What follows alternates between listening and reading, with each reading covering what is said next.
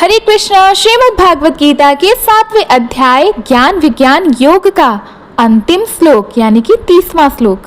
साधि भूतादि दैवम मां साधि यज्ञम च ये विदु प्रयाण काले अपि च माते विदुर युक्त चेतश।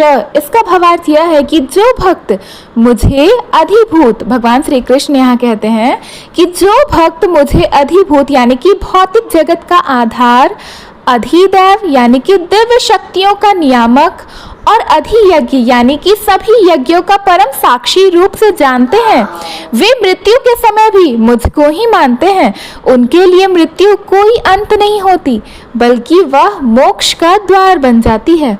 अधिभूत का यहाँ पर यह अर्थ है कि यह नश्वर संसार जिसमें शरीर, प्रकृति और पंच महाभूत यानी कि पृथ्वी, जल, अग्नि, वायु, आकाश आते हैं, भक्त समझता है कि इन सबका आधार परमात्मा है।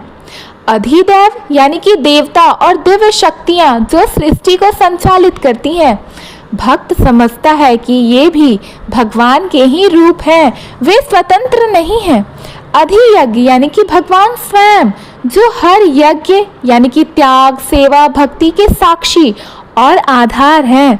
भक्त जानता है कि हर पूजा, हर दान और हर तपस्या अंततः उन्हीं के लिए है। ऐसा ज्ञानी जब मृत्यु का सामना करता है तो उसका चित्त विचलित नहीं होता, वह उसी क्षण भगवान को स्मरण करता है और मोक्ष को प्राप्त हो जाता है। एक कथा भीष्म पितामह की। महाभारत युद्ध में भीष्म पितामह बाणों की सैया पर लेटे हुए थे। शरीर पीड़ा से टूट रहा था पर मन स्थिर था। उन्होंने मृत्यु को टाल दिया और सूर्य के उत्तरायण होने का इंतजार किया। जब समय आया उन्होंने अपने चित्त को भगवान श्री कृष्ण पर केंद्रित कर दिया। मृत्यु के समय भी उनका ध्यान केवल परमात्मा पर ही था, इसी कारण उन्हें मोक्ष की प्राप्ति हुई। यह वही शिक्षा है जो भगवान यहाँ दे रहे हैं।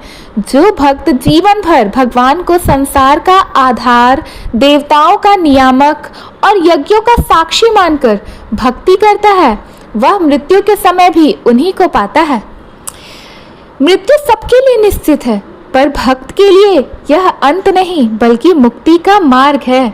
यदि हम जीवन भर ईश्वर का स्मरण करेंगे तो मृत्यु के समय भी हमारा चित्त उन्हीं में स्थिर रहेगा। जो मृत्यु के क्षण में भी भगवान को याद करता है उसे जन्म मरण के चक्र से मुक्ति मिलती है। भगवान यहाँ यह शिक्षा दे रहे हैं कि साधारण मनुष्य मृत्यु के समय भयभीत नहीं होते।